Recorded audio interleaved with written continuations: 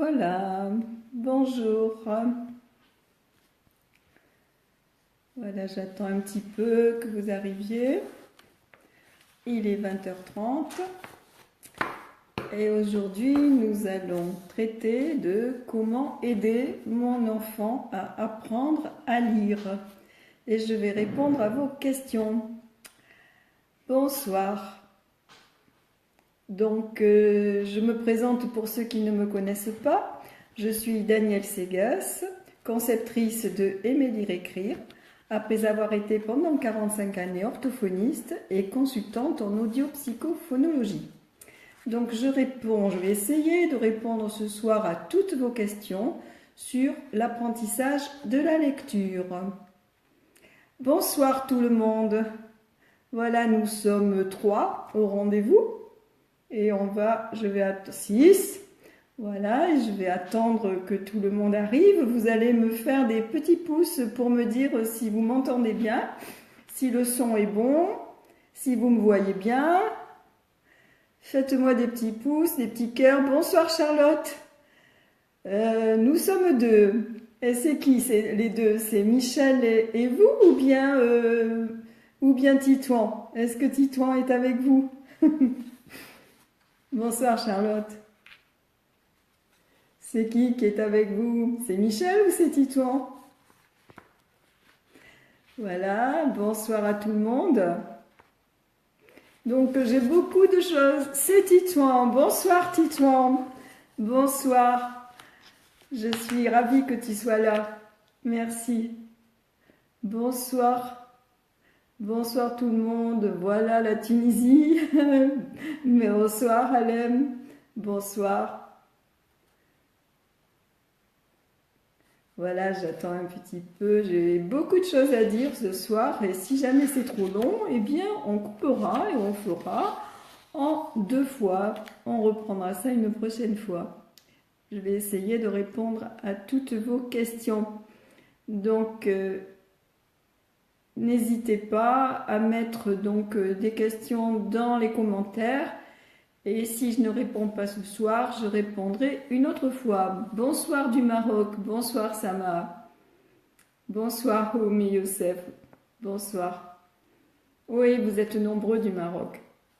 Je ne sais pas pourquoi, mais il y a beaucoup de monde du Maroc qui me suit. Bonsoir Hassen. Voilà, nous sommes 16 personnes déjà. Voilà. Je m'appelle Fédia. Bonsoir Fédia. Bonsoir. Donc, alors, je commence. Déjà, bonsoir de Tunisie. Bonsoir Harvey. Bon, déjà, je voudrais dire que les difficultés d'apprentissage sont pratiquement toujours d'ailleurs, est lié au fait que l'enfant doive apprendre quand l'adulte l'a décidé et non pas quand il est prêt. Donc ça veut dire que beaucoup d'enfants sont placés devant l'apprentissage de la lecture. Bonsoir Zénab, bonsoir, merci d'être là. Donc beaucoup d'enfants sont placés en situation d'apprendre à lire alors qu'ils ne sont pas encore prêts, donc ils n'ont pas envie. Et donc, on va donc créer des difficultés à cause de cela. Ça, il faut le savoir. Et moi, je vois dans beaucoup de vos commentaires, surtout les personnes qui sont au Maroc ou même en Tunisie, qu'en fait, vos enfants sont mis très tôt devant l'apprentissage de la lecture et peut-être d'une manière plus intensive que chez nous en France. Il me semble, bien que... à l'école maternelle, ici aussi en France, et les enfants sont mis en situation d'apprendre, mais pas encore vraiment un apprentissage trop formel. Bonsoir, bonsoir Amal, merci. Merci d'être là. Nous sommes 24 actuellement. Voilà. Donc voilà, je voulais faire cette petite introduction pour dire que, en fait, pour éviter que vous ne vous inquiétiez en pensant que, bonsoir Faten, en pensant que votre enfant a des difficultés, comment on va dire, psychologiques ou mentales, ou qu'il est en retard, ou qu'il n'est pas intelligent. Voilà. Bonsoir. Bonsoir, Diamant Bleu, c'est un beau nom ça. Bonsoir, je lis toujours vos commentaires avec beaucoup d'intérêt. Bonsoir. Je ne sais pas qui se cache derrière ce beau nom. Certainement une belle personne. Voilà, donc c'est important de vous signaler ceci parce que je lis vos commentaires avec beaucoup d'attention et beaucoup d'intérêt et ce que je vois c'est beaucoup d'inquiétude. Beaucoup d'inquiétude, beaucoup de peur que votre... Bonsoir Warash, bonsoir. De peur que votre enfant ne réussisse pas à apprendre à lire ou à apprendre à écrire. Voilà, donc c'est pour ça que je tiens à dire que souvent les difficultés des enfants viennent du fait qu'ils ont commencé trop tôt, à un moment où ils ne sont pas prêts. Et pour les personnes donc qui habitent au Maroc ou en Tunisie, eh bien, il y a déjà le problème de la langue qui est quand même énorme. Parce que, en plus de ça, l'arabe et le français eh bien, ont un sens de lecture qui est différent. En français, on lit de gauche à droite, en arabe, on lit de droite à gauche. Donc les pauvres enfants, c'est pas évident pour eux. Voilà, donc ceci étant dit, voici ce que me dit Fatima, qui est directrice pédagogique d'une école privée, et qui me dit « j'ai des cas ». J'ai des cas, j'aime bien ça. J'ai des enfants, en fait, qui n'arrivent pas à mémoriser les phonèmes. Quel remède pour aider ces enfants? Eh bien voilà, ils n'arrivent pas à mémoriser les phonèmes, mais comment leur a-t-on appris à lire? Et si ça va trop vite, ils n'ont pas le temps d'intégrer. Pour certains enfants, il faut du temps, plus qu'à d'autres. Et surtout s'ils ne sont pas prêts au moment où on leur présente l'apprentissage de la lecture. Donc, d'emblée, voilà, nous sommes 30 personnes, bonsoir. Bonsoir à tout le monde, merci d'être là. Et il y a beaucoup de choses à dire sur comment aider mon enfant à apprendre à lire. Et parmi vos commentaires, il y a beaucoup d'enseignants. Bonsoir Samia. Donc il y a beaucoup d'enseignants qui me posent des questions. Donc le sujet est vaste, très vaste. Je ne vais pas répondre bien entendu à tout en une soirée. Je voudrais essayer de limiter à 1 heure, 1 heure et quart, pas plus, pour ne pas que ça fasse trop long. Et au besoin, on reprendra une prochaine fois, la semaine prochaine. Donc voilà donc une directrice pédagogique qui me dit ça. Donc beaucoup d'enfants ne mémorisent pas les phonèmes.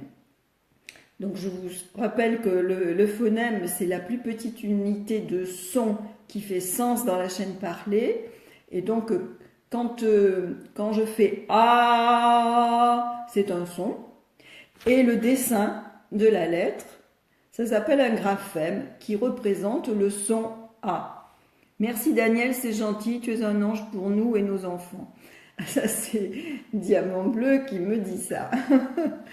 Donc voilà, donc le phonème c'est ça, et le phonème il est représenté par un graphème. Quand je fais OUA, quand je fais OU, ON, AN, un, ce sont des phonèmes. Et ce sont des phonèmes qui vont s'écrire avec 2 et même quelquefois 3 lettres. Et donc un phonème donc qui est composé de 2 lettres, ça s'appelle donc un graphème au niveau des lettres.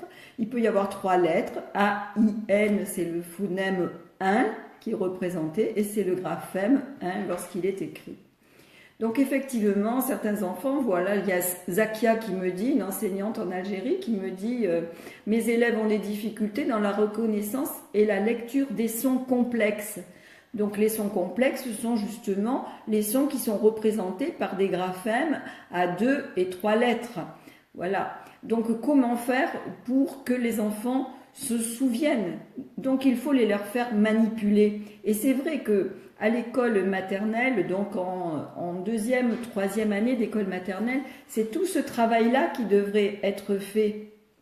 D'apprendre les enfants à identifier les phonèmes de la langue, que ce soit en français ou que ce soit en arabe d'ailleurs, c'est la même chose, reconnaître les phonèmes de la langue qu'il parle, en principe donc de la langue maternelle. Et une fois que ces phonèmes sont reconnus, on peut donc associer les lettres. Et je vais en profiter pour dire justement, il y avait Sandrine qui me demandait des conseils pour utiliser les alphas. Alors les alphas, c'est quoi les alphas? Moi j'adore me servir des alphas parce que les enfants adorent aussi. Donc je les ai préparés là à côté de moi. Et voilà, par exemple, voilà un alpha, c'est le monstre. Et le monstre, il fait mmm, mmm. On peut dire aussi que c'est une petite bête à 3 pattes qui fait mmm. Nous avons aussi la fusée. La fusée, elle souffle pour s'envoler dans les airs. Voilà. Nous avons Monsieur A. Monsieur A qui est un blagueur et qui tient sa canne à l'envers. Et oui, et quand on lui demande pourquoi il tient sa canne à l'envers, il fait ha ha ha ha ha ha. Il éclate de rire, Monsieur A. Ouais. Et nous avons, je vais vous en montrer un donc à 2 lettres. Nous avons le chat. Le chat. Je vois Akima qui me dit je suis du Maroc, de Fès. Bonsoir. Et bonsoir Karima. Bonsoir. Donc voici donc le chat. Et vous voyez le chat il est composé de la lettre C et de la lettre H. Mais le graphème c'est ch. Représente donc ce graphème du C et du A, composé de C et H, représente le son ch. Voilà, et autour, nous avons aussi Monsieur O. Monsieur O qui est tout rond et qui s'amuse à faire des bulles. Donc Monsieur O, il s'émerveille devant tout ce qui est rond. Et il fait « Oh, que c'est beau! Oh !»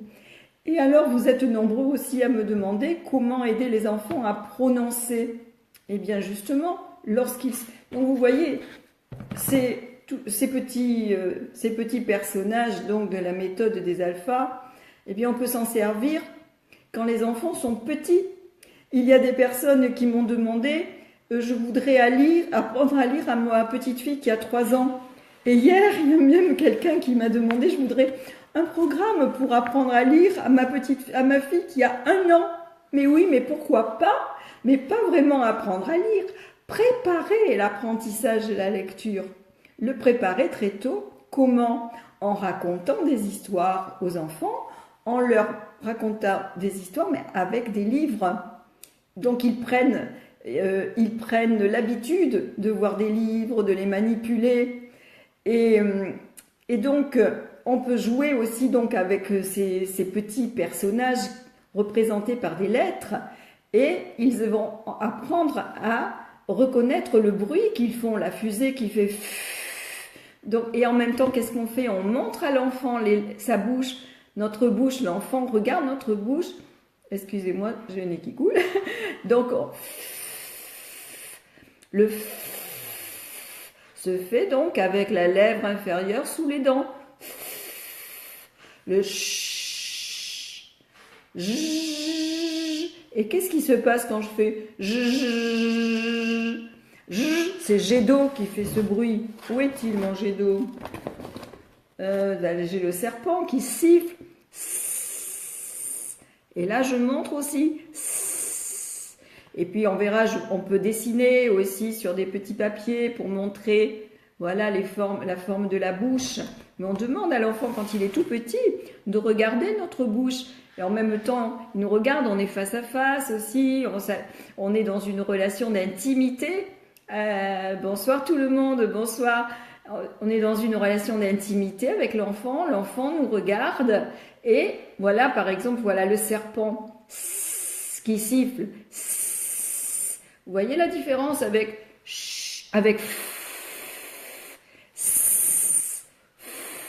quelqu'un me disait aussi comment faire pour les enfants n'arrivent pas à faire le U Et le I, alors si je fais U, oui Madame I. Alors voilà, Mademoiselle U, Mademoiselle U, depuis qu'elle est née, elle fait du cheval, Mademoiselle U. Bonjour madame, j'ai des enfants CE2 qui n'arrivent pas à lire, à écrire, je ne sais pas comment faire avec eux. Eh bien, écoutez aujourd'hui ce que je dis aujourd'hui, regardez mes vidéos parce que j'ai déjà fait des vidéos là-dessus. Et voilà, écoutez-moi et puis après on en reparlera. Donc, Mademoiselle U, depuis qu'elle est née, elle fait du cheval, Mademoiselle U. Et donc, un jour, qu'elle galopait sur son cheval en faisant « elle est tombée. Et devinez quoi? Ses tresses sont restées dressées sur sa tête. Bonsoir, ma belle, c'est excellent ce que vous présentez, surtout les personnages en lettres. Oui. Donc, ses tresses sont restées coincées sur sa tête. Voilà, Mademoiselle U. Et Madame I. Alors, voyez, Madame U. Ma bouche est toute ronde ici, et c'est un tout petit trou. U. Par lequel le son passe. L'air passe et fait vibrer l'air qui fait un U. Et puis ça, c'est Madame I. Madame I, elle est droite, toute droite, Madame I. Et quand elle marche, même quand elle danse, elle se promène avec sa patate au-dessus de la tête. Madame I. Et Madame I, elle fait comment, Madame I? Elle fait I. Alors que Madame U, elle fait U. Vous voyez, ça n'est pas pareil. Donc on peut apprendre à un enfant à lire quand il est plus grand, en lui montrant justement la position les gestes articulatoires de la bouche avec les dents, la langue aussi. Parce que la langue, quand je fais ma langue, elle est en haut, derrière les dents, sur les raies palatines. La pointe de la langue est en haut. Et c'est la limace qui avance lentement sur sa longue langue. Voilà la limace.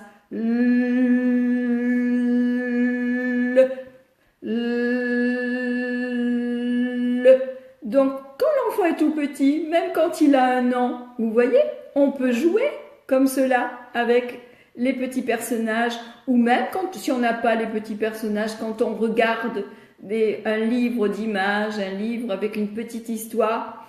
Bonsoir madame, merci pour vos conseils. Mes élèves sont ravis des anecdotes de lettres. Mais oui, bien sûr que les enfants adorent ça. Si vous apprenez à lire aux enfants en jouant, eh bien, ils vont être heureux et ils vont apprendre facilement. Nous faisons pareil, nous aussi. Les choses qui nous barbent, vous croyez qu'on a envie de les apprendre? Mais non, pas du tout, il faut se forcer. Et les enfants, ben non, mais les enfants, ils sont comme nous, ils sont pas mieux que nous. Donc justement, il y a des mamans qui me disaient mon enfant en grande section, 5 ans, ne veut pas lire ni faire ses devoirs. Vous vous rendez compte? Mais il n'est pas prêt, tout simplement. En grande section, il ne veut ni lire ni faire ses devoirs. Il exagère quand même à 5 ans, de vrai. Mais non, il est encore jeune et il a encore envie de jouer. Donc si on lui présente la lecture de cette façon-là, parce que vous voyez, là on apprend à les reconnaître, mais on peut aussi apprendre à les assembler. Alors moi je sais que je suis ici en face, c'est pas évident, donc je sais jamais, c'est inversé. Donc si je veux donc accrocher monsieur le chat, peut-être vous allez le voir à l'envers, j'en sais rien. Donc le chat, vous voyez, ils vont s'assembler ensemble et ça c'est facile. Chat. Je peux avoir ça. Peut-être c'est à l'envers, je sais pas. Si je le fais dans l'autre sens, peut-être ça. Voilà. Le monstre. Ma. Voilà. Donc, vous voyez qu'on peut faire plein de choses amusantes Bonsoir madame, merci pour vos conseils, mes élèves sont ravis, mais ça j'ai déjà lu. Et j'ai même Nounou Nana qui me dit, mon fils est en moyenne section, 4 ans, ne veut pas écrire, veut rien faire, que regarder la télé. Quelle solution avez-vous madame? Désespérée. Qu'est-ce que je peux faire? À 4 ans, qu'est-ce que vous pouvez faire? Lui raconter des histoires. Voilà, à 4 ans, apprendre à lire, apprendre à écrire, ben lui, il n'en a pas encore envie. En tout cas, pas comme on le lui présente. Donc, si on lui présente de manière amusante, bien sûr que oui, il va avoir envie. Vous comprenez? Donc, vous pouvez si vous n'avez pas les petits personnages des alphas, vous pouvez trouver une autre manière amusante d'apprendre à l'enfant à reconnaître les bruits dans les mots. Donc, par exemple, si je dis, quand je montre à l'enfant, quand on dit maman, on entend reconnaître les sons dans les mots. Si je fais voilà, on peut demander à un enfant de trouver un mot où on entend, on peut jouer à des devinettes. Il y a plein de jeux que l'on peut faire. Mais c'est vrai que moi, j'adore les alphas. Et ça, vous pouvez trouver donc les personnages des alphas sur Internet. Ils sont vendus sur Amazon. Il y a un coffret. Alors, ils ne sont pas tout seuls, les alphas. Ils sont vendus dans un coffret avec un livre. Parce qu'en fait, c'est toute une méthode, la méthode des alphas, qui est même enseignée. Des enseignants donc peuvent suivre cette formation. Donc, il y a un livre, mais un livre qui est juste fait qu'avec des images. Il n'y a pas de texte. Et c'est exprès. C'est exprès pour que l'enfant découvre l'histoire. On fait découvrir l'histoire à l'enfant à travers un livre d'images, simplement. Voilà. Et c'est petit à petit qu'on va parler des différents...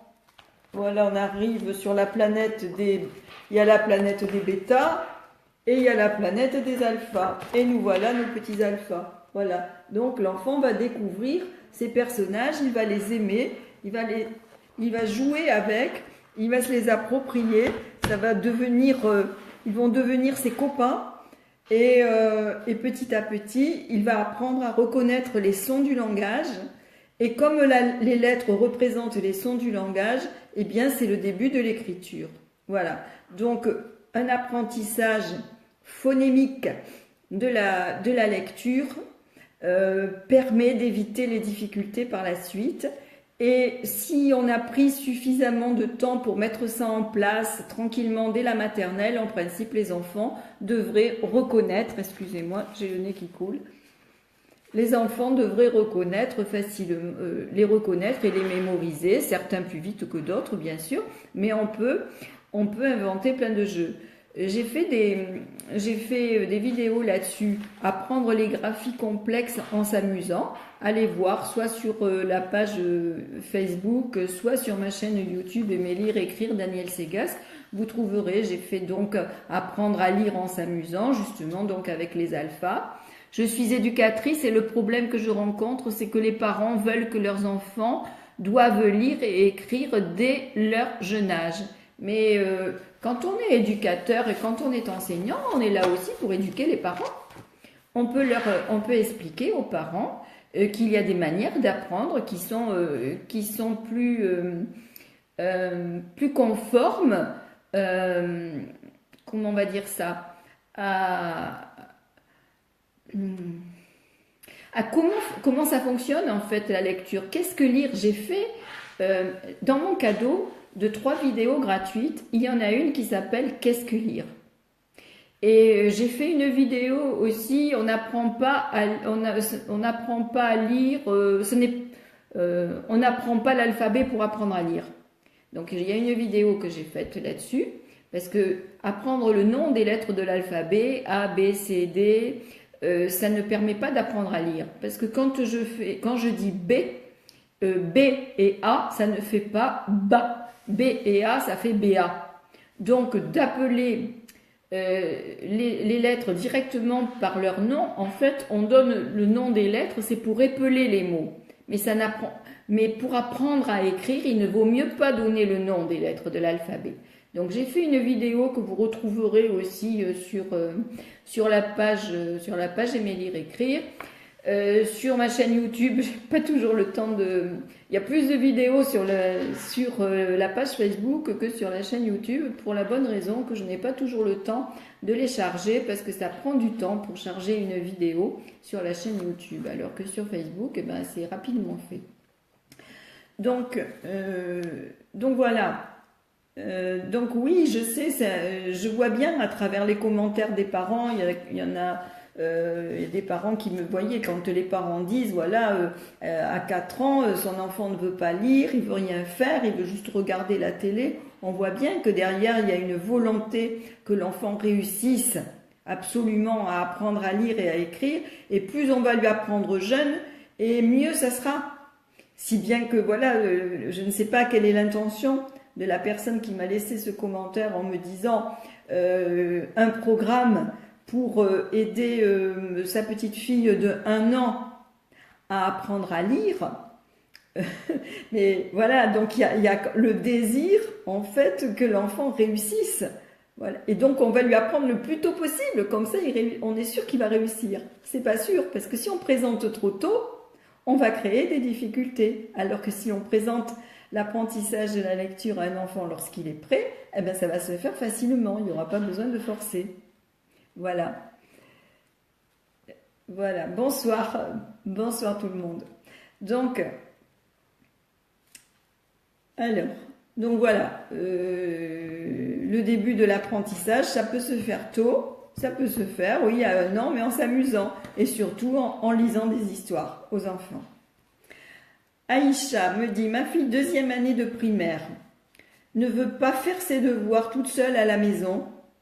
Elle attend jusqu'à 19h du soir lorsque je rentre du travail et elle est déjà épuisée et elle veut dormir.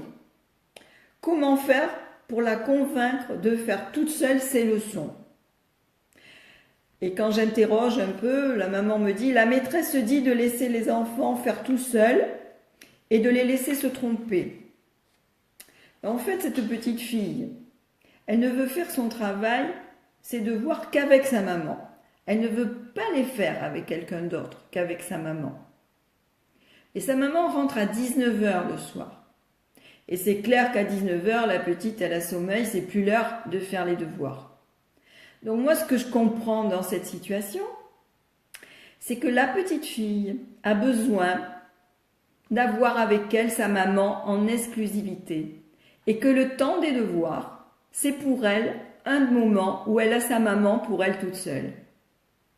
Donc ce que je conseille à cette maman, Aïcha, si Aïcha m'entend, je lui avais déjà répondu, mais j'ai pensé après, c'est après que ça m'est venu ça, que ça pouvait être aussi pour ça, qu'elle ne voulait pas faire ses devoirs toute seule pour pouvoir profiter de sa maman, parce que j'ai déjà vu ça souvent.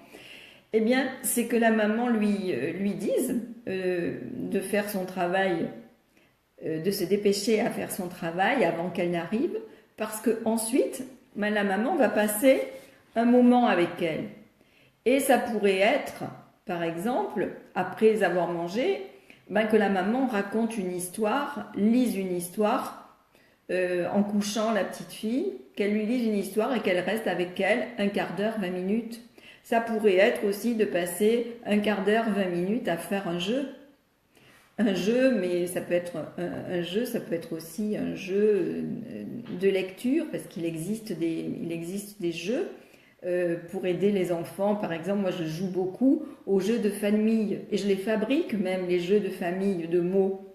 Par exemple, si je veux faire travailler, par exemple, tr à l'enfant, eh bien je vais dans la famille tre, je demande, et l'enfant doit lire, je demande attraper, je demande travailler, je demande, voilà, travail, je demande trop, je demande trou, voilà. Et donc, on peut fabriquer, moi je fabrique, hein, j'achète pas, je fabrique comme ça, j'ai avoir une imagination quand on comprend qu'est-ce que c'est que lire, qu'est-ce que c'est qu'apprendre à lire. Si on veut faire se souvenir des graphies complexes comme ça à un enfant, eh bien on fabrique des petites familles de mots, c'est vite fait. Et après on peut jouer le soir, donc elle peut jouer aux 7 familles avec les familles de mots. Voilà, et puis bon, il y a des sites, si vous voulez, je vous donnerai des références de jeux comme ça, de cartes, pour jouer avec les enfants. C'est plutôt psychique pour la fille. Ben oui, ou peut-être, ma fille de 6 ans sait lire, calculer, mais de sa propre façon. Eh ben, si elle sait de sa propre façon, où est le problème? L'important, c'est qu'elle sache. Excusez-moi. Voilà, de sa propre façon. Ça veut dire quoi, Nawal, ça, de sa propre façon? Si elle sait lire, je sais pas. Oui, bien, mais vous savez, quand vous me dites c'est psychique pour la fille, moi je dis pas psychique, je dis c'est affectif et émotionnel. Et on ne peut pas séparer le cognitif, l'intellect. Le cognitif, on ne peut pas le séparer de l'affectif. Un enfant qui a des difficultés affectives, c'est-à-dire elle découpe en syllabes toute seule, mais elle se trompe et n'aime pas que vous la corrigez. Mais peut-être que quand vous corrigez, vous faites peut-être pas ça d'une manière douce, la correction. Donc, le découpage en syllabes, j'ai montré 3 exercices de lecture à haute voix, je vais en reparler tout à l'heure. 3 exercices de lecture à haute voix pour faciliter justement la lecture aux enfants. Parce que, voici une chose très importante aussi, ne pas mettre l'enfant en situation d'échec. Si c'est difficile, il faut l'aider. Il ne faut pas le laisser. Et puis un enfant, voilà, la maman dit, si elle se trompe, elle n'est pas contente quand je la corrige. Mais vous voyez, corriger, ce mot de corriger, je n'aime pas ce mot corriger. Pourquoi ? Parce que corriger, ça peut être, tu t'es trompé, on va corriger. Mais corriger, c'est prendre une correction aussi. Corriger, je vais te corriger. Vous voyez, donc corriger, il y a la correction, il y a la rigidité à corriger. Non, pas corriger. Je vais t'aider. Vous voyez la différence? Je t'aide. Et oui, merci de nous communiquer des sites pour les jeux. Oui, Manal, je vais faire ça. Je ferai comme j'avais fait pour l'apprentissage de l'écriture. J'avais communiqué ensuite. Je le ferai. Je communiquerai là-dessus. Donc, voilà. Donc, corriger les exercices que j'ai donnés là. Regardez ma vidéo sur 3 exercices de lecture à haute voix. Le premier exercice, c'est la lecture en écho, où c'est l'adulte qui lit d'abord et l'enfant suit avec son doigt. Et ensuite, c'est l'enfant qui lit la même chose que l'adulte a lu, et c'est l'adulte qui suit avec le crayon au-dessus de chaque mot que l'enfant dit. Ça, c'est la lecture en écho. Il y a la lecture à l'unisson, où les deux lisent ensemble. Et il y a la lecture partenaire, où l'adulte aide l'enfant. C'est pas forcément un adulte, ça peut être aussi un membre de la fratrie plus âgé. Bonsoir madame, je vous ai déjà posé la question et vous m'avez répondu pour ma fille, elle a toujours du mal à se concentrer à l'école et dans son quotidien. Oui, mais bien sûr, et la concentration, ça se fait pas du jour au lendemain. Donnez-moi une façon pour parler avec elle. Là, il y a quelqu'un qui m'a mis un truc. Pour parler avec elle, elle vous écoute là maintenant, c'est ça qui a écrit, je ne sais pas. Attendez, là j'ai un truc qui me gêne. Voilà. Donc, pour parler avec elle, comme je vous dis, il ne faut pas être rigide, autoritaire, il faut simplement l'aider. Si elle se trompe, vous lui dites pas non, c'est pas ça. Et même, vous pouvez, moi ce que je conseillais, c'était quand on fait lire l'enfant. Donc moi je lis d'abord, l'enfant va lire après moi. Une fois que j'ai lu moi une phrase, mon enfant a 9 ans, il a de très grandes difficultés à mémoriser les lettres, comment faire? Mais c'est ce que je viens d'en parler. Donc il faut jouer avec les lettres, il faut que l'enfant les manipule, il faut faire tout un tas de jeux et petit à petit les enfants y arrivent. Il n'y a pas de raison. Ils arrivent à retenir, ils arrivent à reconnaître les lettres qui correspondent au son du langage, à condition qu'on le fasse correctement et qu'on prenne son temps. Il n'y a pas de raison qu'ils n'y arrivent pas. Moi, en 45 années, je me suis occupée de nombreux enfants et je n'en ai jamais vu un seul qui n'ait pas réussi à apprendre à lire. Pas un seul. Et je me suis occupée d'enfants qui, arrivaient en dernière année de primaire, savaient à peine lire. Pas vraiment. Ils connaissaient pas les graphies complexes, ils connaissaient bien sûr quelques lettres, mais loin de connaître tout. Madame, mon fils n'accepte pas de lire même une phrase, mais il n'a pas de problème de compréhension. Quand je lui lis un texte, il est capable d'en tirer... Pardon, là je vois pas parce qu'il y a quelque chose qui s'est mis devant moi. Il est capable... Oh, je vois plus. Est-ce que je peux afficher ça? Il est capable d'en tirer toute information demandée. J'arrive pas à comprendre si c'est par paresse ou autre. Mais quel est le problème là? S'il veut pas lire à haute voix, c'est pas un problème. Mais dans la mesure où il lit... Ah non, c'est si vous lui lisez, parce que là ça va très vite. Si vous lui lisez le texte, il comprend tout, mais lui il n'a pas envie de lire. Eh bien c'est pas grave, vous lisez avec lui, vous essayez à ce moment-là de lire à l'unisson, c'est-à-dire il lit en même temps que vous. Ou bien vous commencez à lire et vous regardez mes exercices de lecture, je vais pas refaire ça, vous avez les vidéos. Madame, est-ce qu'il y a des alphas hop, qu'est-ce que c'est? Ça me gêne ça. Est-ce qu'il y a des alphas en arabe? Non, je crois pas. Il n'y a pas d'alpha en arabe, mais vous pouvez en inventer. Peut-être quelqu'un c'est à quelqu'un de créer en fait cette même chose que nous avons en français. Voilà, c'est une dame qui est psychopédagogue, c'est Claude Huguenin, qui est suisse, qui a créé ces petits personnages, cette méthode des alphas. Mais rien ne vous empêche de créer ça en arabe, pourquoi pas? Voilà quelqu'un qui peut se faire quelques sous avec ça. Mais en tout cas, il y a toujours moyen. Moi, je n'ai pas les alphas, je les connais depuis 15 ans. Mais avant d'avoir les alphas, je me débrouillais pour apprendre à lire et à écrire aux enfants sans les alphas. Mais j'ai toujours trouvé un moyen ludique d'apprendre à lire à l'enfant et que ça soit un plaisir partagé, un plaisir pour moi et un plaisir pour lui. Moi, j'adore ça, apprendre à lire aux petits-enfants, j'adore ça. Voilà, je vais en faire, mais oui, bien sûr, pourquoi pas. Bravo. Bonsoir, Mimo. Donc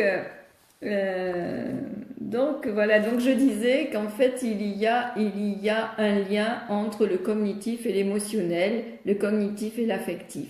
Un enfant qui est immature, qui a du mal à quitter sa maman, qui suce son pouce, tout ça longtemps,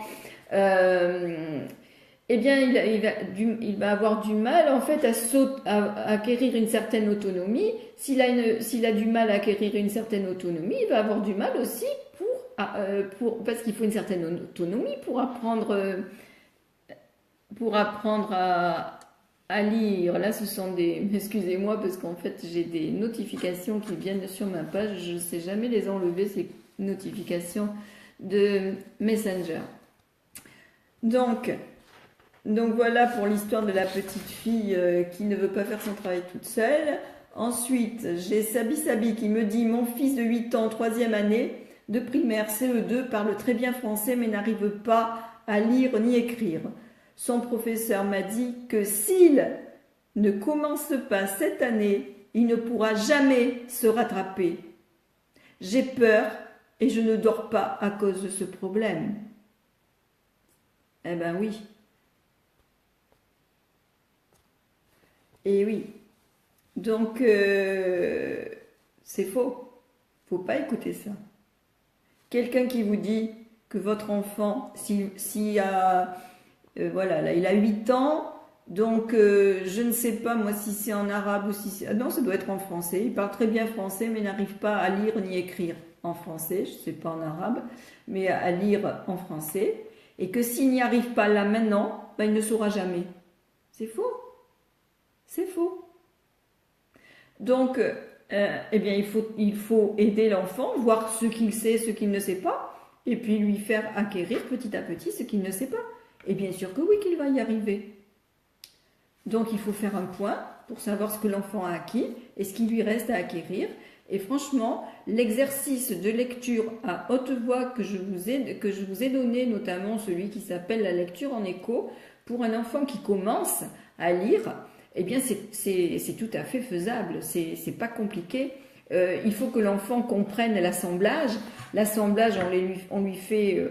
bon, là, je vous le montre avec les alphas parce que je les ai sous la main. Donc, moi, je sais jamais, là, avec l'écran, si c'est dans le bon sens ou pas le bon sens. Donc, si on veut faire accrocher, donc, voilà, il faut lui expliquer à l'enfant comment les sons s'assemblent entre eux pour former des mots. Et quand ils arrivent à faire ça, après, ils peuvent lire. Et on peut s'amuser aussi à faire lire simplement que des syllabes sur des petits cartons pour aller assez vite. Mais on peut aussi prendre des petits livres et aider l'enfant à lire. Donc on lit d'abord et l'enfant lit après ce qu'on vient de lire. Et petit à petit, ainsi, ça va se mettre en place tranquillement. Mais il ne faut pas mettre de stress, pas dire à l'enfant si l'enfant entend ça, si l'enfant entend que s'il n'y arrive pas maintenant, il n'y arrivera jamais. Qu'est-ce qui là dans sa tête, l'enfant, qu'il n'y arrivera jamais?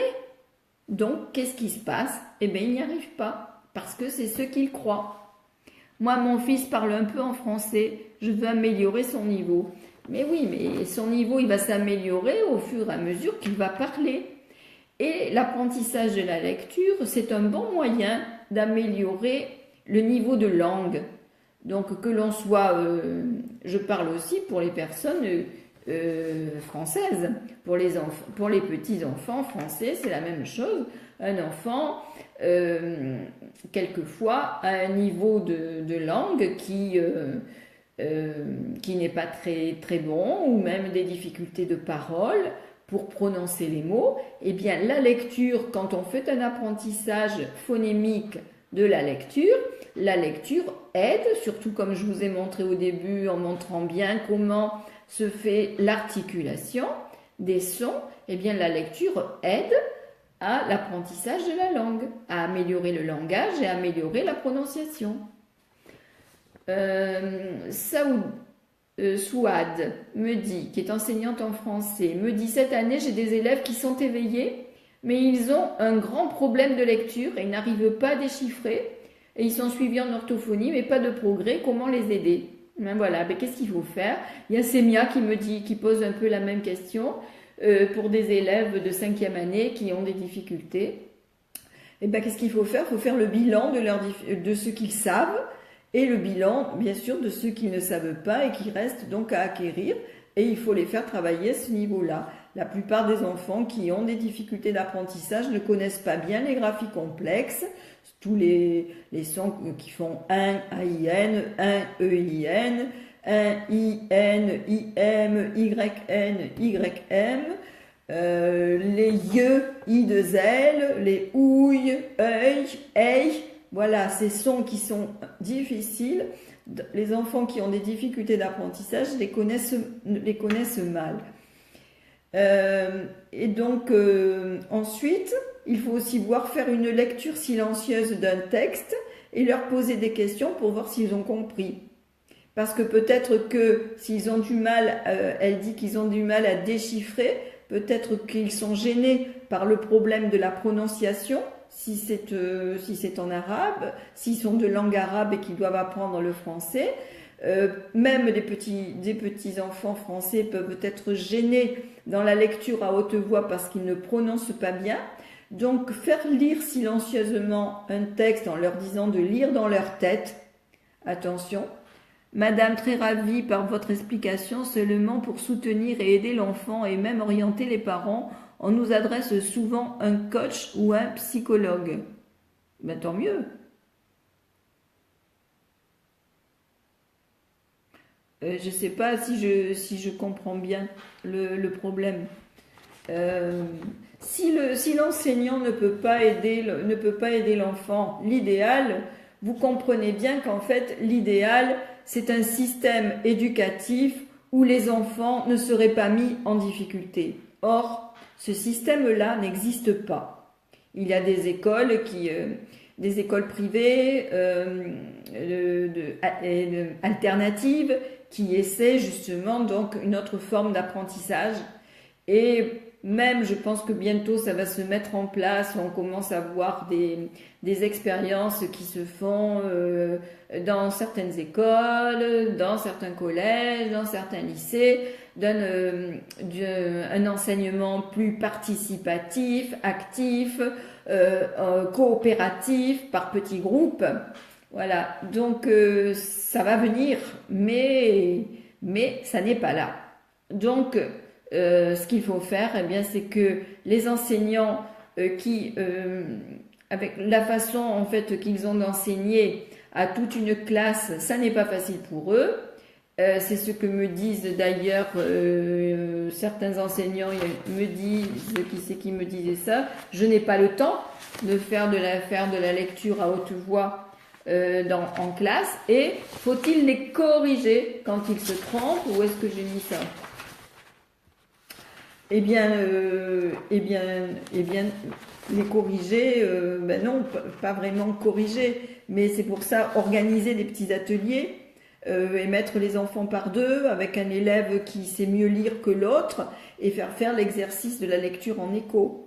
Et l'enseignant peut aussi, ben, du coup, pendant qu'il y a ces ateliers où les enfants travaillent par petits groupes comme ça, l'enseignant peut prendre justement, se mettre à côté d'un enfant qui a de grosses difficultés et s'occuper particulièrement de lui. Donc voilà, un enseignement différent, différencié, par petits ateliers, en autonomie, avec ceux qui savent mieux peuvent aider ceux qui savent moins bien, etc. Eh bien, on va pouvoir arriver à faire avancer tout le monde. Si vous permettez, à quel âge l'enfant peut commencer à lire? Oui, je l'ai dit un peu au début. Je vais en reparler. À la fin, voilà. Je vais reparler de ça. Donc, faire travailler par petits groupes, lire à haute voix pour l'entraînement au déchiffrage et recherche de sens en groupe. C'est-à-dire que les enfants peuvent lire un texte à plusieurs.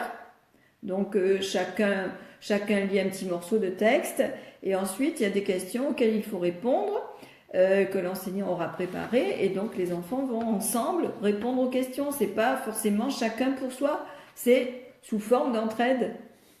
Donc c'est possible de faire de la lecture à haute voix, et c'est même aussi possible que l'enseignant lise à haute voix. Moi j'aimais bien quand j'allais à l'école.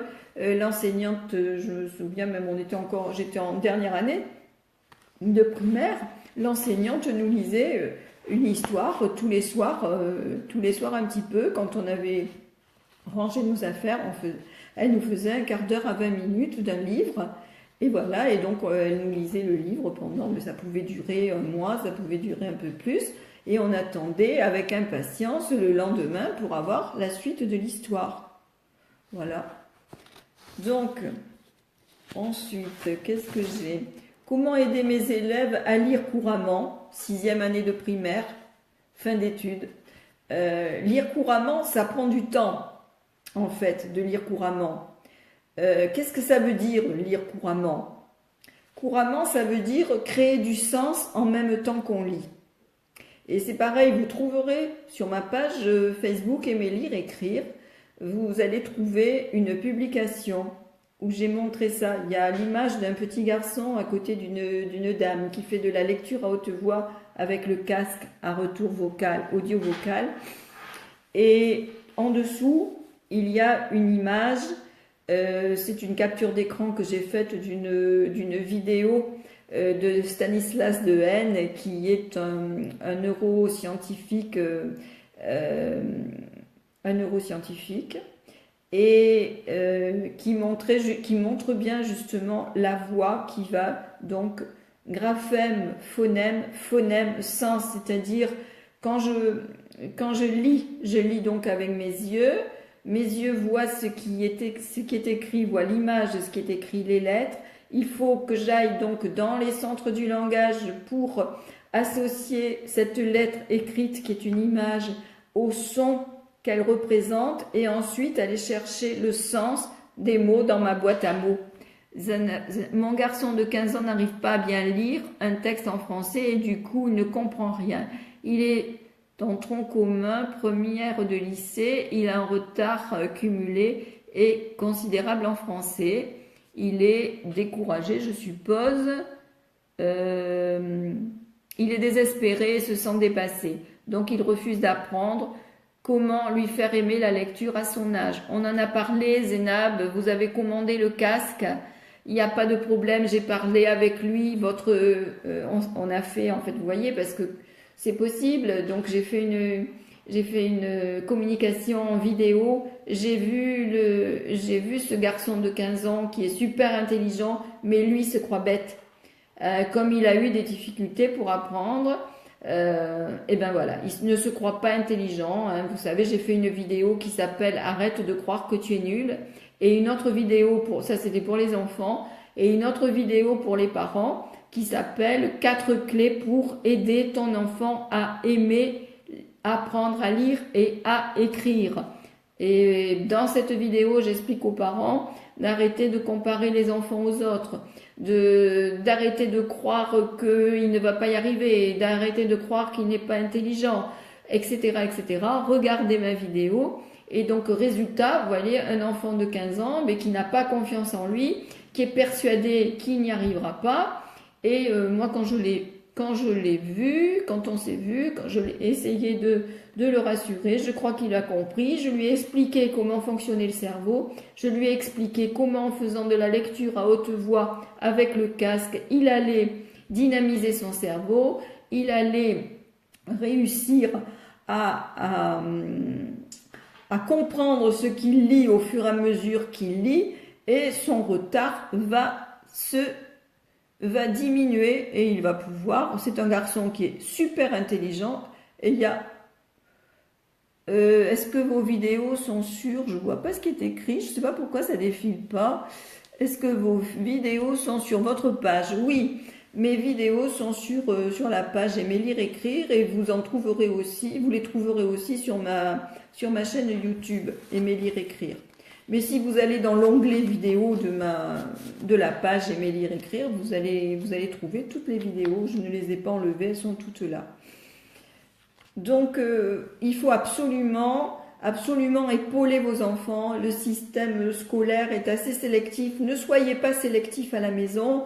Ne mettez pas la pression. Vos enfants réussiront à apprendre. Il n'y a pas de raison qu'ils ne réussissent pas à apprendre, mais il faut les aider, il faut les épauler. Et c'est pour ça que je fais ce que je fais, pour vous y aider. Et je suis aussi en train de préparer une formation pour ça, à l'usage des parents, mais certainement aussi des professionnels, puisque je vois qu'il y a beaucoup de professionnels qui sont en demande de comment faire pour aider les enfants qui sont en difficulté. Merci beaucoup, vous êtes toujours rassurante, on vous aime bien. Mais oui, Zénab, bien sûr, il faut être positif, il faut avoir confiance. Un enfant, c'est naturellement un apprenant, un enfant. Un enfant vient au monde, il ne sait rien, il va découvrir le monde. Donc un petit enfant qui arrive au monde, il arrive avec le désir d'apprendre. Apprendre à parler, apprendre à marcher, apprendre à manger tout seul, apprendre à s'habiller tout seul, apprendre à lire, apprendre à écrire. Ils ont envie, les enfants, il ne faut pas tuer ce désir d'apprendre. Il faut l'encourager et il faut même le dynamiser. Et c'est tellement magnifique de voir le désir de découvrir le monde d'un enfant. C'est splendide. Et notre éducation rigide, empêche ça, en fait. Donc, il ne faut pas être rigide, il faut être souple, il faut être persuadé que l'enfant va réussir à apprendre. Vous voyez, vous avez des enseignants ou même des éducateurs qui vous disent oui, mais nous, si on joue avec les enfants, etc., les parents veulent que les enfants apprennent à lire et à écrire. Ben oui, bien sûr que les parents veulent que les enfants apprennent à lire et à écrire, mais c'est possible d'apprendre à lire et à écrire dans le plaisir et en s'amusant. Voilà. Donc, les parents, il faut vous détendre. Accompagnez vos enfants à la maison. Je fais des vidéos pour ça. Je vais faire une formation pour ça. Donc, est-ce que vous assurez un suivi individuel? Me demande Najat. Oui, j'assure un suivi individuel dans la mesure de mes possibilités, notamment pour le casque. Pour le casque, oui, mais quand il y a des parents qui me posent des questions et que c'est difficile de répondre aux questions par écrit, je leur propose un entretien audio ou vidéo même pour pouvoir faire connaissance. Oui, je fais ça gratuitement. Et pour le casque, donc quand vous achetez le casque, il ne s'achète que sur Internet, le casque, qu'en ligne. Donc moi j'ai donc un lien d'affiliation avec la société Forbrain. Et en achetant par mon lien d'affiliation, vous avez 10% de remise. Et moi, je touche une petite commission. Et c'est pour cela, la petite commission ne compense pas les heures que je peux passer à accompagner gratuitement quelqu'un.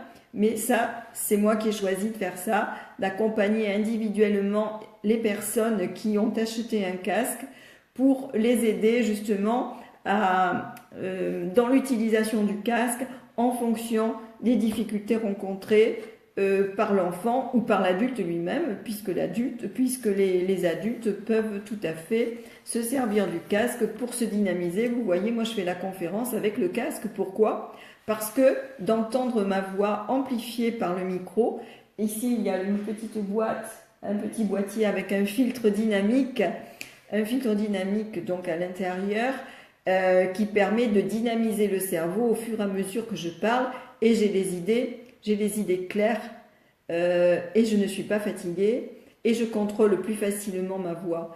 Donc, faire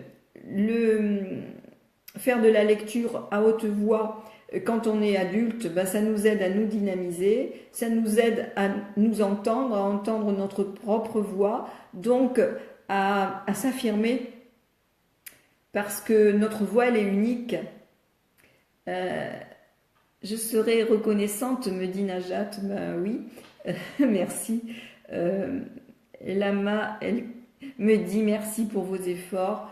Mais je le fais avec beaucoup de plaisir et de passion et d'amour pour les enfants. Et je suis tellement triste de savoir que des enfants sortent de l'école, en tout cas du primaire, en ne sachant pas lire. À peine lire et écrire, et arrive au collège, et là au collège c'est la catastrophe évidemment. Donc ça me rend profondément triste, parce que je ne trouve pas normal que des enfants aillent à l'école depuis l'école maternelle et sortent de l'école primaire en sachant à peine lire et écrire. Ça n'est pas normal. Ça n'est pas normal. Donc j'essaye d'apporter ma contribution en faisant ce que je fais. Voilà, alors je ne sais plus où j'en étais. Sultana me dit, qu'est-ce que j'ai fait? Ah oui, on disait que lire couramment ça prend du temps. Et que la voix directe qui va du graphème au sens, elle se met en place naturellement avec la pratique de la voix du décodage. Donc quand cette voie de décodage devient facile, se fait facilement, eh bien mon fils devient plus patient à la lecture et s'intéresse aux conseils sur l'écriture. Il est très emballé par vos méthodes et du coup, je deviens optimiste à mon tour. Merci beaucoup. Magnifique, voilà. Donc, merci. Merci beaucoup pour ce témoignage. Ça passe vite, donc j'ai pas pu tout bien lire. Mais donc, si je comprends bien, c'est que c'est une personne qui utilise donc les méthodes les petits conseils que je vous donne en vidéo et qui fonctionne donc avec son fils. Oui, j'ai eu une dame aussi qui me disait par rapport à tenir son crayon, elle avait essayé diverses façons pour sa petite fille ou son petit garçon, ça n'avait pas marché Et avec mon petit geste, ma fameuse vidéo à succès qui a fait 131 000 vues et plus peut-être, c'est plié, allongé, j'ai pas un crayon là avec moi, où est-ce que j'ai mis? Voilà. Plié, allongé, plié, allongé, plié, allongé, plié, allongé, et le mouvement de poignet, voilà. Donc, j'ai montré ça, j'ai expliqué comment on tenait le crayon, pince, pouce, index, soutenir avec les doigts de replier, comment on posait sur la feuille, sur la table, etc. Et ça a marché pour cette personne, mais pour d'autres aussi qui m'ont envoyé des témoignages. J'ai 29 ans et j'ai vécu cette situation, j'ai longtemps détesté lire à haute voix.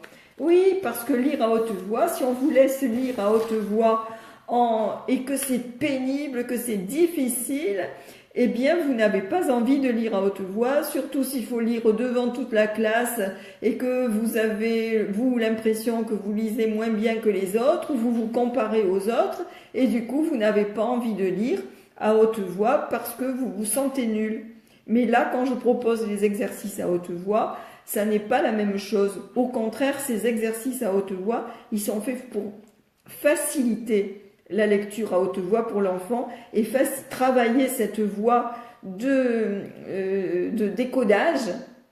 Je te félicite, madame, pour votre initiative encourageante. Ben, merci beaucoup, avec plaisir. Donc, pour travailler cette voie de décodage de manière à ce que petit à petit, la voie directe qui va du graphème au sens puisse se mettre en place. Mais cette voie-là, elle se met en place quelquefois très tard, même au lycée. Donc, quand Samar me demande comment aider mes élèves à lire couramment, 6e année primaire, c'est-à-dire en fin de primaire, en fait, madame, le problème que nous avons rencontré, c'était les mots qui contiennent des sons complexes. Oui, comment faire? Il y a une vidéo, je vous ai fait une vidéo, il y a des vidéos là-dessus, pour le son OUA, le son OU. Regardez bien, apprendre les graphies complexes en s'amusant, vous allez voir.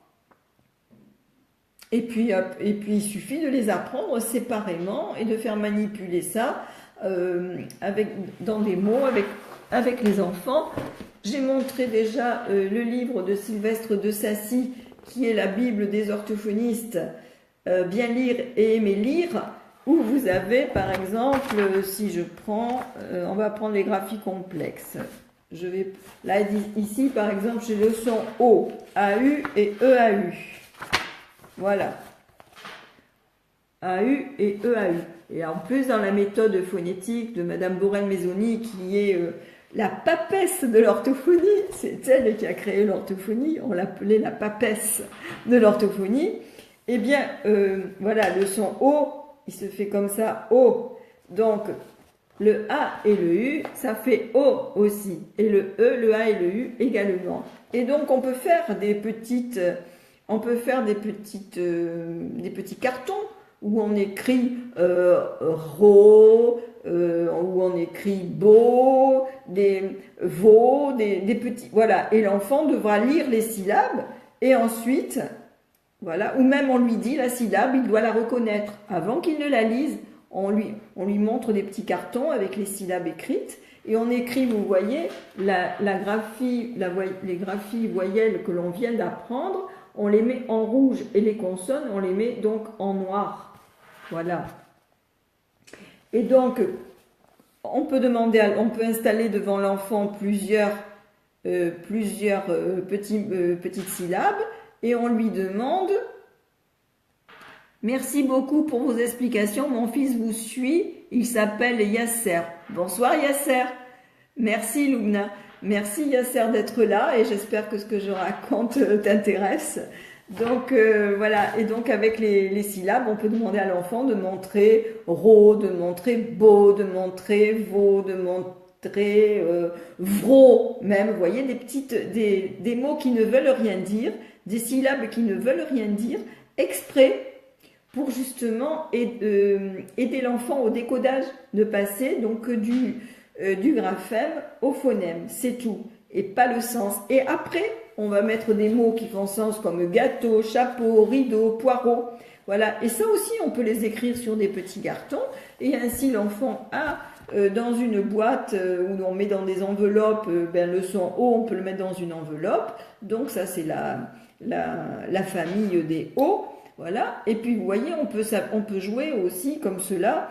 On peut créer tout un tas de jeux, des jeux de famille comme ça. Donc, dans la famille O, E-A-U, et non pas A-U, dans la famille O, E-A-U, je demande chapeau, je demande gâteau. Donc, on fait des cartes, voilà, des cartes de famille.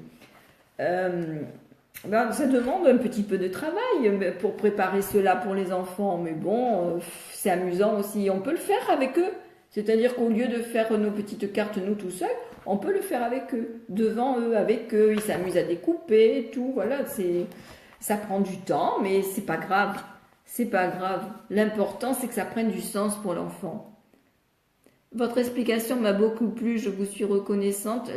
Je ne sais pas de quelle explication vous parlez, Al-Fakir, je ne sais pas. Mais merci en tout cas de votre retour.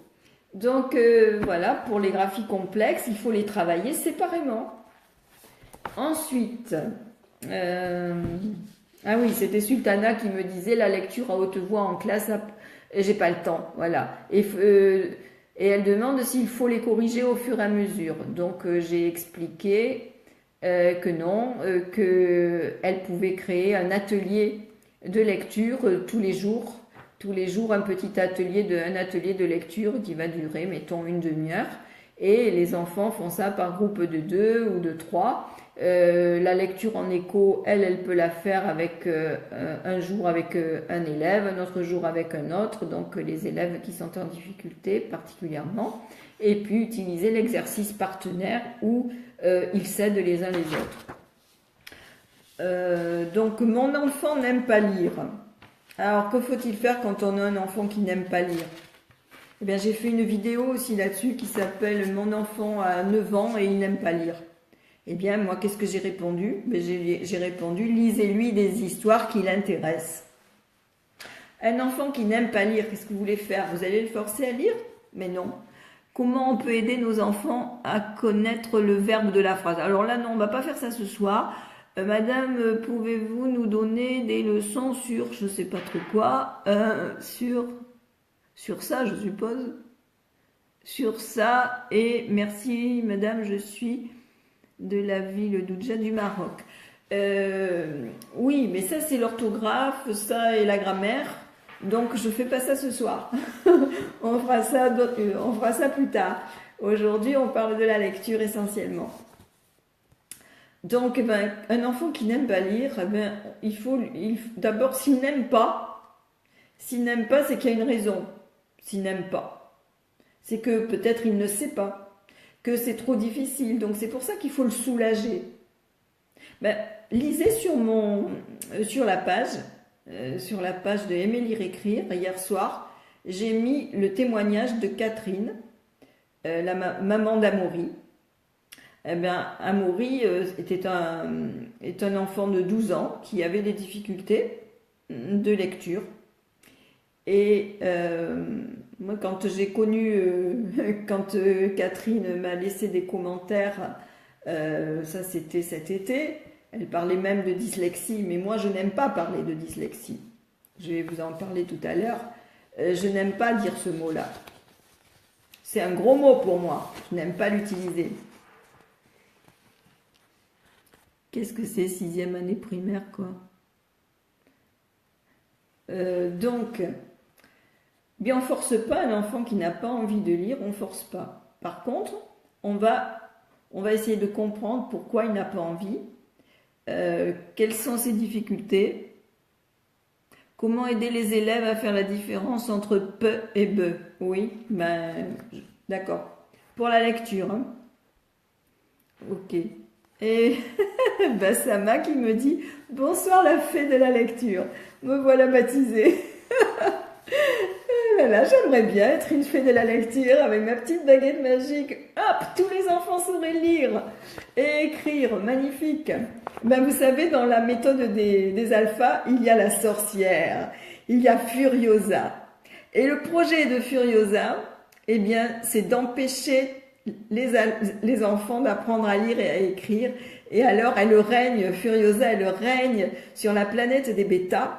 Et les bêtas, c'est des personnages qui passent leur temps à se bagarrer, à dormir et à se bagarrer. Enfin bon, ils sont pas intéressants.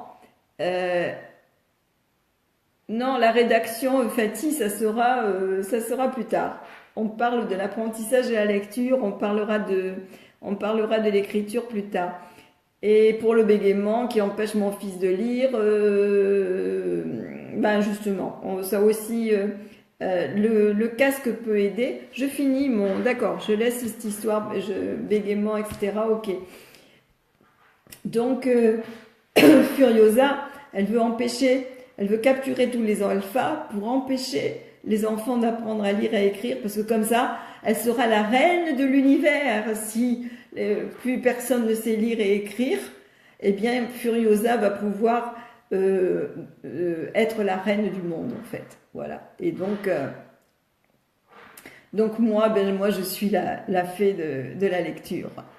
Voilà, super.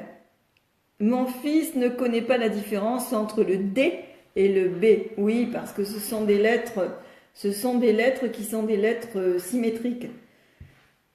Donc ça c'est pareil, quand les enfants apprennent à lire trop tôt, ils les confondent. Et une fois qu'ils les ont confondus, eh bien c'est très difficile de redresser ça. C'est pour ça que on veut aller vite et à vouloir aller vite, on fait des bêtises. Voilà, donc encore une fois, un enfant qui n'est pas prêt à apprendre à lire, eh bien, ça va créer des problèmes. Donc, c'est pas la peine de faire du forcing. Et alors, le D et le B, ce sont des confusions visuelles, en fait. Donc, pour le D, eh bien, dans les alphas, il y a la dame au gros derrière. On peut dire aussi que le D, c'est un monsieur qui a un sac à dos dans son dos. Et le B, c'est la botte dans les alphas. Et le B, c'est aussi, on pourrait dire que c'est un bébé qu'on tient dans ses bras et qu'on berce. B, voilà. Et donc, B et D, c'est pas la B, D. La langue, elle est D, B. Les lèvres sont fermées, B. Et on met la boule devant, B. Alors que D, on met la boule dans le dos, D. Voilà. Et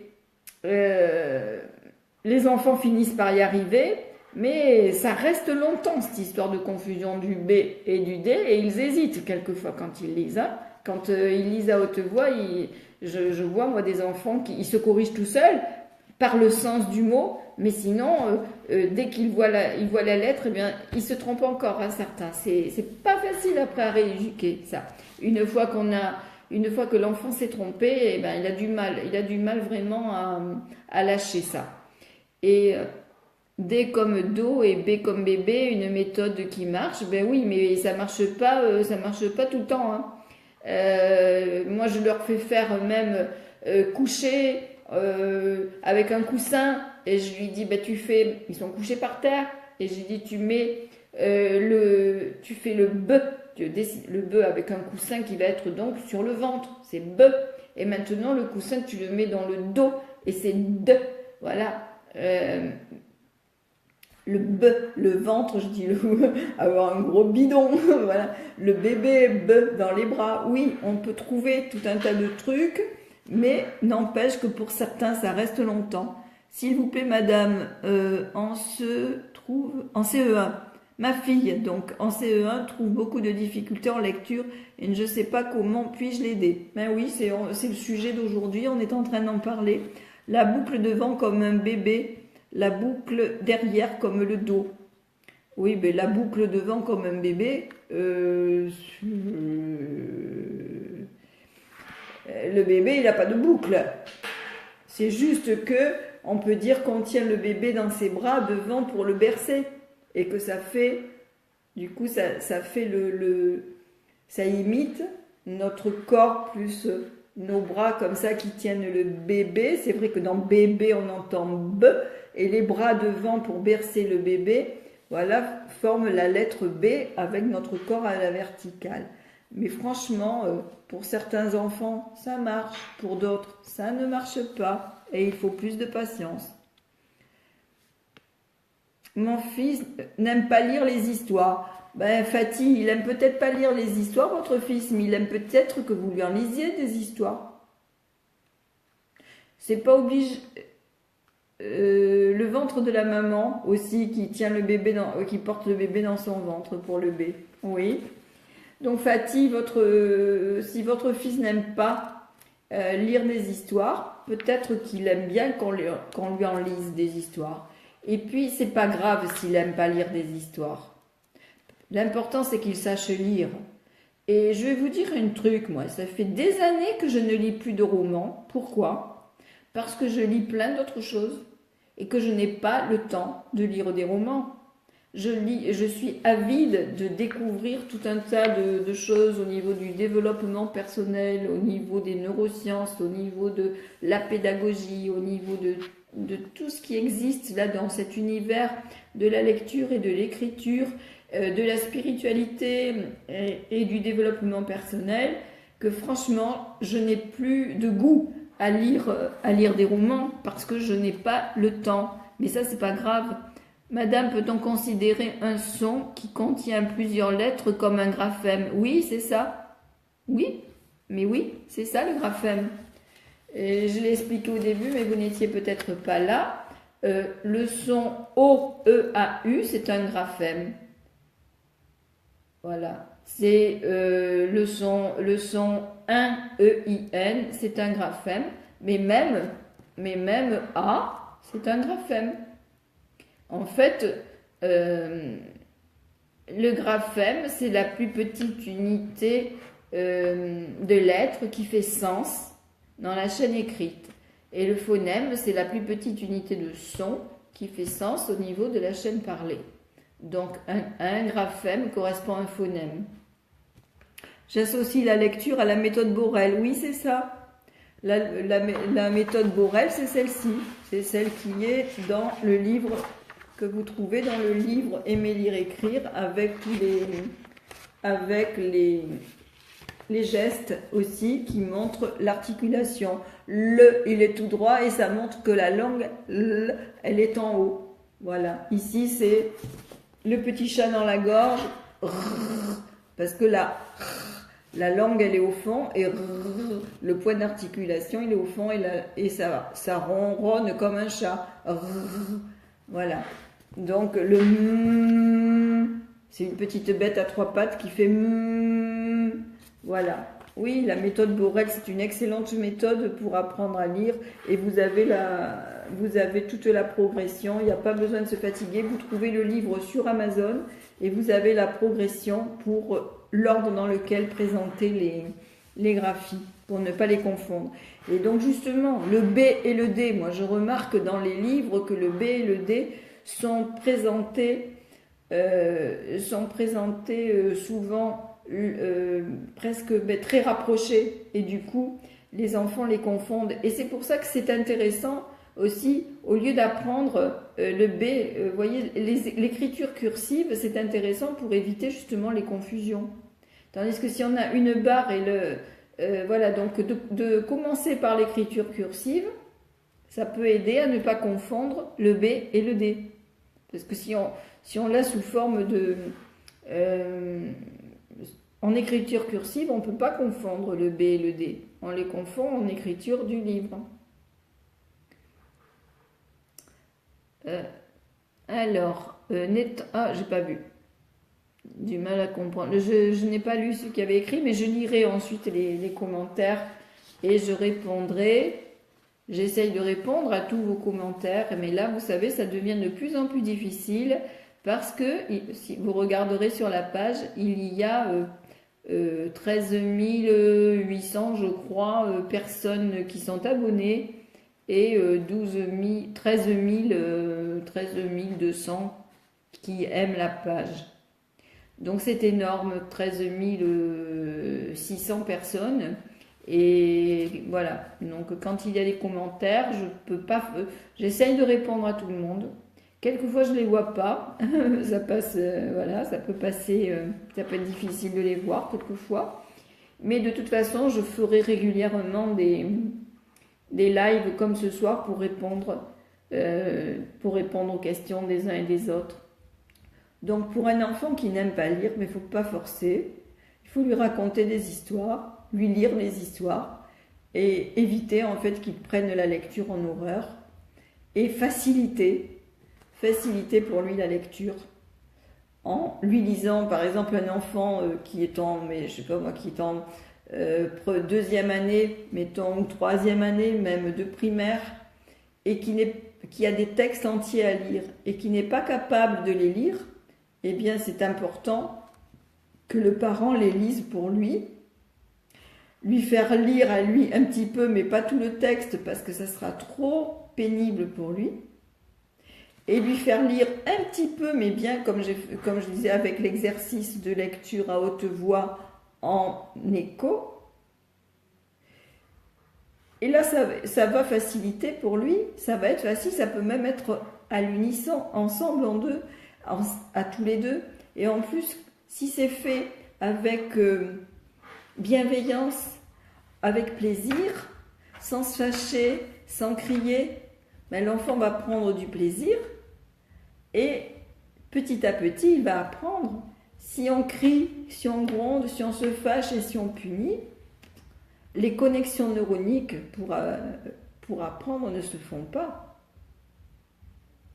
On ne peut pas apprendre si on est stressé, c'est pas possible. Si on a peur de se tromper, on ne peut pas apprendre. Est-ce qu'on peut présenter l'écriture en bâton, en capitale, en même temps que l'écriture script, celle du livre pour des enfants de moyenne section? Ben oui, je suis embêtée moi avec ça, par rapport à l'écriture. Moi, en tout cas, déjà le A par exemple, ne présentez pas le A qui est un E à l'envers. Faites le A rond avec la barre, voilà. Mais essayez de présenter les lettres cursives. Et quand les enfants sont petits, c'est bien de faire les lettres cursives sur que vous pouvez découper sur du papier de verre, du papier, le papier rugueux, pour aider les enfants à passer. Ils passent leurs doigts dessus, puis ils essayent de faire. Et vous voyez, l'écriture cursive, c'est tout un mouvement.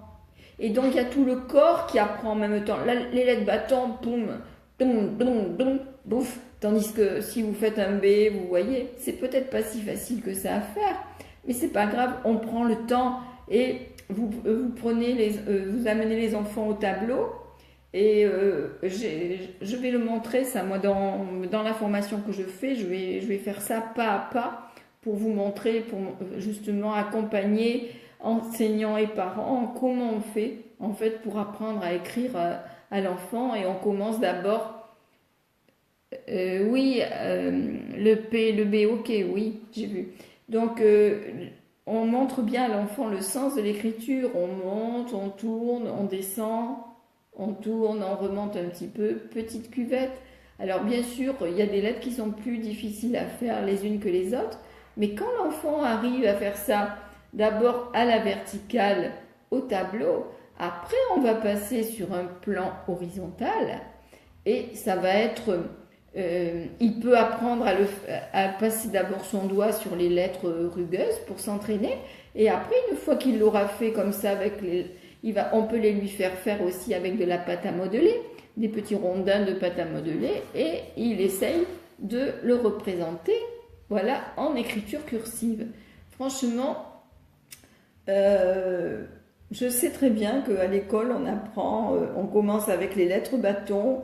Après, on fait l'écriture du livre et en dernier, l'écriture cursive. Je sais que c'est ça qui est fait, mais moi je pense que d'aller lentement et puis de présenter l'écriture cursive et peut-être ensuite l'écriture du livre, je pense que c'est mieux. Maintenant, l'important surtout c'est de ne pas aller vite.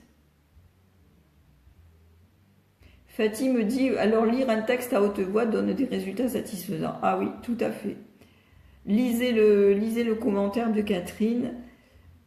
Oui, et donc la confusion entre le P et le B, ça c'est des confusions non pas visuelles, mais des confusions auditives. Vous voyez, quand je fais,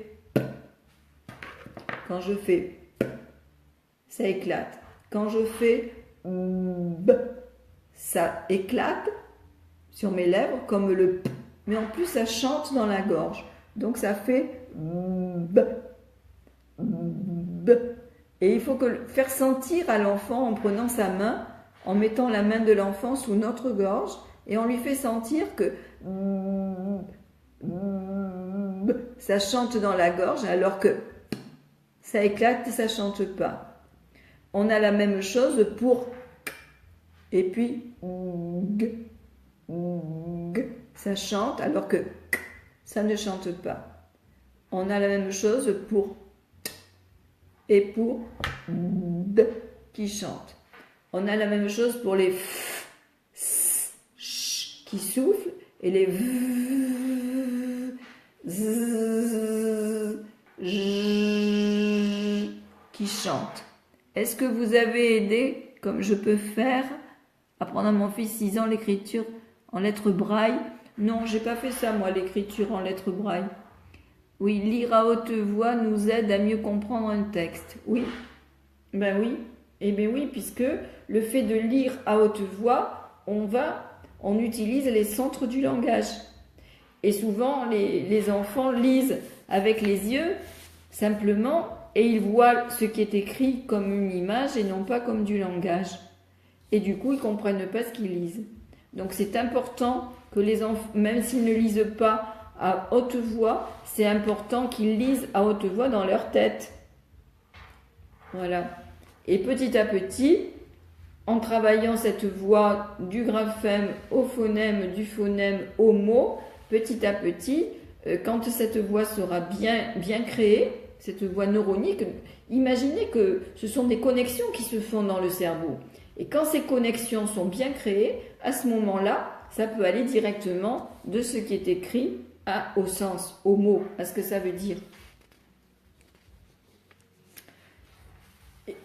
Et la lecture, mon enfant lit bien, comprend bien, mais ne parle pas, il est timide. Eh bien oui, mais la lecture à haute voix, justement, tous les jours, 15 minutes par jour, avec le casque, va permettre en fait de prendre conscience de sa propre voix et de développer l'affirmation de soi. Le contrôle de la voix par l'oreille améliore aussi la prononciation et la fluidité verbale. Et pour les enfants qui parlent à la maison une autre langue qu'à l'école, la lecture à haute voix peut les aider beaucoup à améliorer leurs compétences de langage. Voilà. Et qu'est-ce que j'avais encore? Donc apprendre à lire, à quel âge? Donc j'avais parlé de K qui voulait savoir comment faire pour son petit-fils de 3 ans, si elle pouvait commencer à apprendre à lire. J'ai montré comment dès le début, tout à fait au début, il ne s'agit pas d'apprendre à lire, mais il s'agit de préparer l'apprentissage de la lecture en développant la conscience des phonèmes de la langue.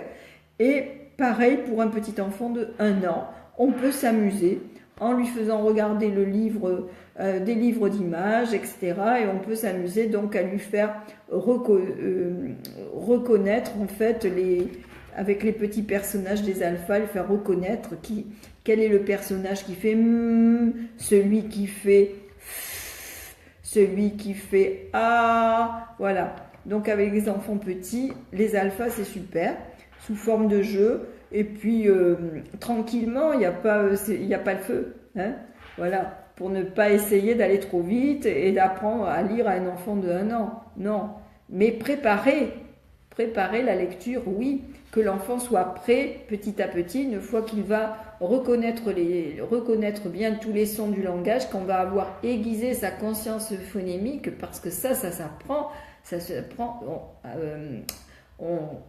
développe. Ça se développe, cette conscience-là. Et si l'enfant ne l'a pas, c'est là qu'il va avoir des difficultés pour apprendre à lire. Et c'est là que l'on va parler de dyslexie. Nous y voilà, la dyslexie. Voilà. Une maman me demandait, peut-on être dyslexique dans une langue et excellent dans une autre? Mais bien sûr que non. Ça, c'est un enfant qui va chez une orthophoniste parce qu'il a du mal à apprendre le français et même l'arabe. Et par contre, il est excellent en anglais.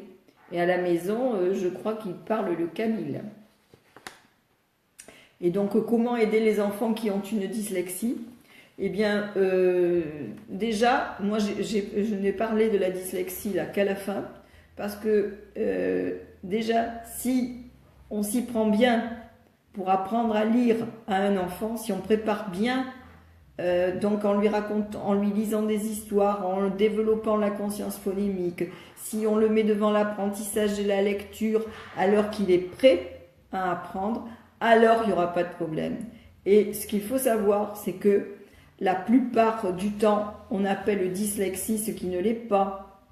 Moi, j'appelle ça, c'est fabriqué. C'est fabriqué parce que, pour les raisons que je viens de dire, parce qu'on a mis trop tôt l'enfant devant l'apprentissage de la lecture, qu'on l'a donc mis en difficulté, et les difficultés, comment dire ça, des difficultés d'apprentissage qui durent, on va dire c'est une dyslexie. Vous allez entendre beaucoup de choses sur la dyslexie. On dit que c'est une maladie. On dit que c'est une maladie neurologique et génétique. Mais ça n'est pas prouvé.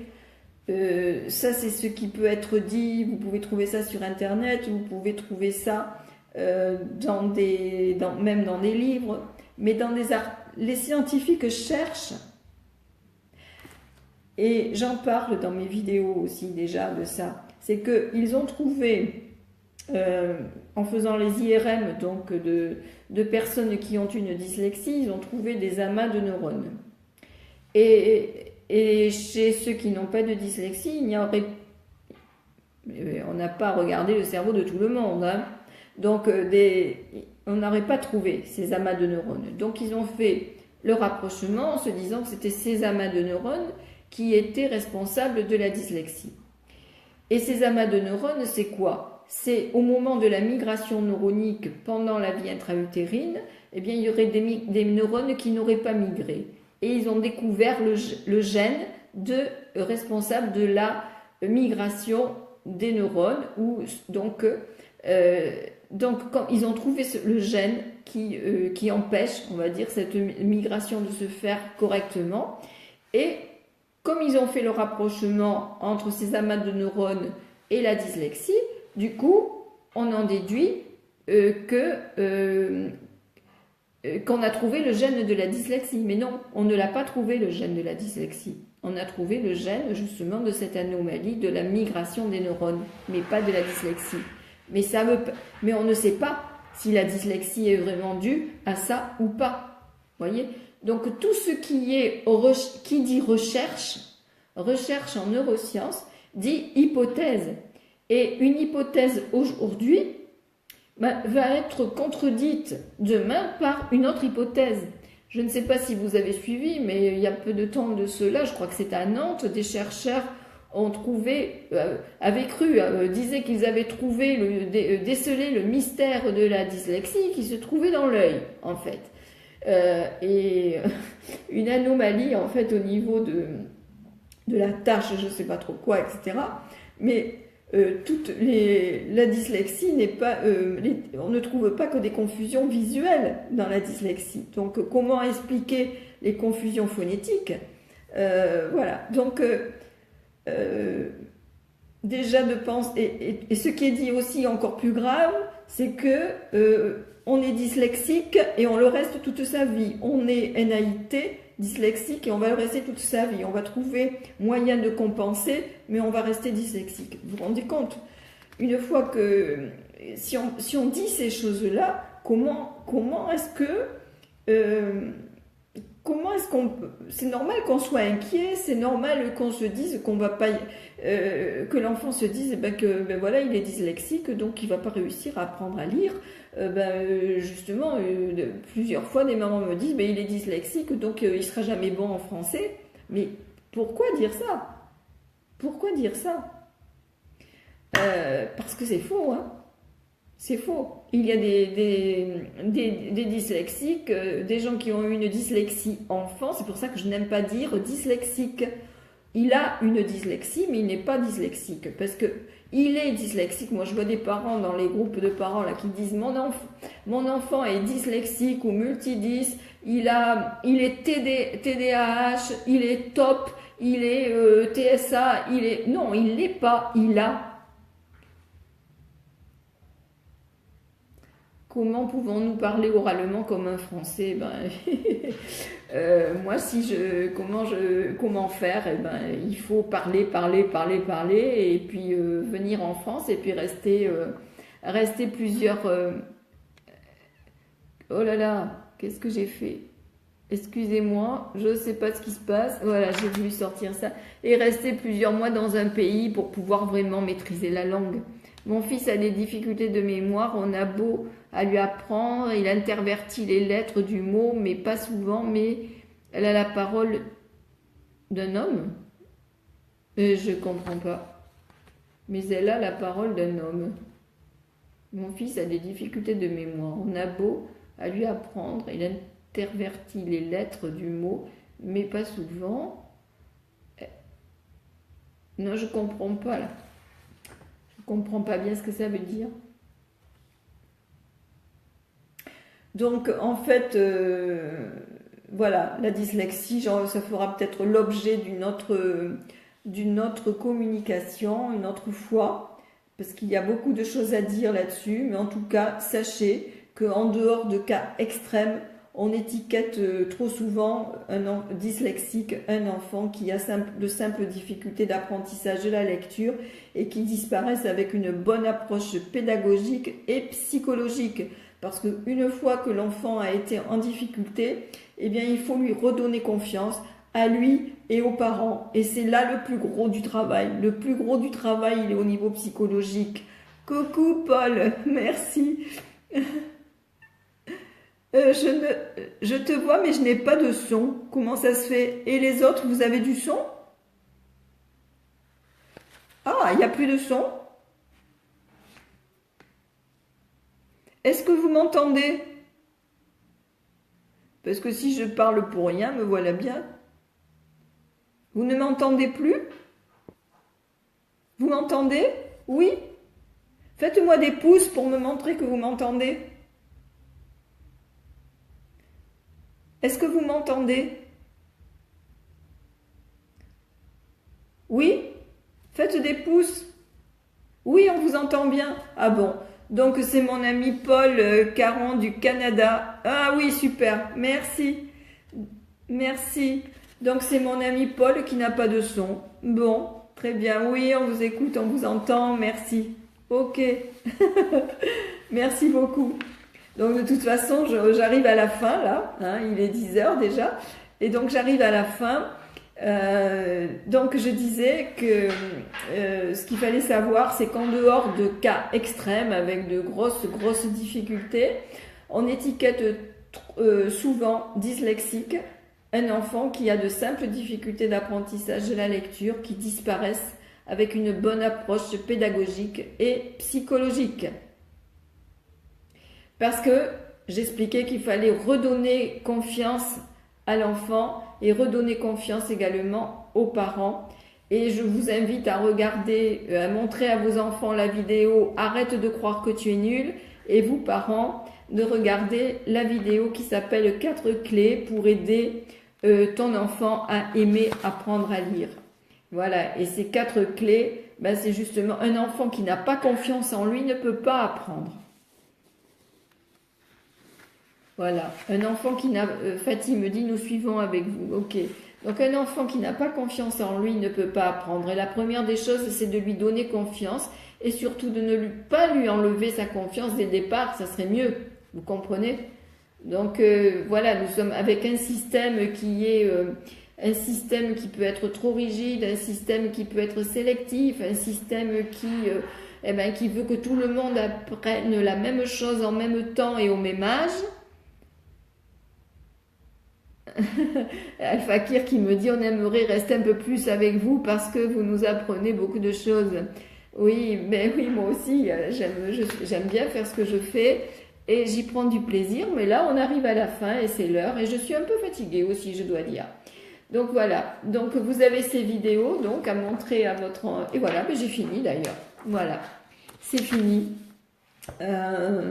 pour ce soir. Je crois que j'ai fait le tour de la question. Il y a sûrement encore beaucoup de choses à dire et puis surtout beaucoup de choses à apprendre pour, voilà, pour comment on fait. Hein, pour apprendre, pour aider l'enfant à apprendre à lire et tout. Mais je vais continuer à vous faire des vidéos et puis surtout, ben, je suis en train de construire ma formation pour vous montrer pas à pas comment on fait pour apprendre la lecture, pour apprendre à écrire et pour apprendre à écrire au niveau du graphisme, mais pour apprendre aussi l'orthographe. L'orthographe, donc l'orthographe phonétique, ben ça va avec l'apprentissage de la lecture, mais il y a aussi l'orthographe grammaticale.